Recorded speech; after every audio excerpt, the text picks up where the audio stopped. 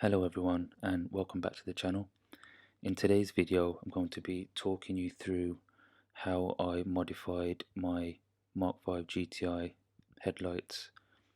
Now this was meant to be an in-depth video, but I lost pretty much all of my camera footage, so all I'm left with is what I've shot on my iPhone. But nevertheless, I'll walk you through what I did and what you need to do if you want to copy what I've done as well. So as you can see, while I've been introducing this video, the car currently has old and outdated looking halogen headlights. What I'll be doing is upgrading these to genuine Xenon headlights. So first thing, if your car doesn't already have them, you'll need to source yourself a set of Xenon headlights and also some LED rings which you want to use for your angel eyes.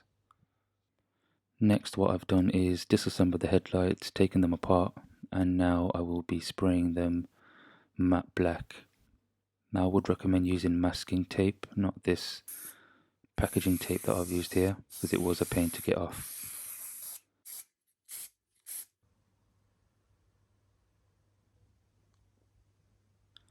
I did a couple of layers to make sure it was a good and even finish, and yeah, they turned out pretty good in the end.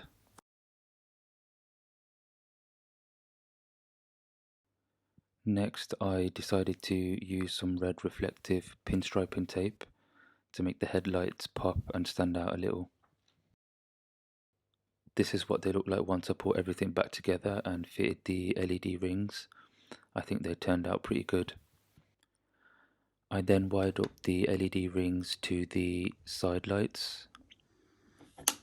I will clean these up later, but this is just to check that they actually work before I clean them up a little and make it all tidy.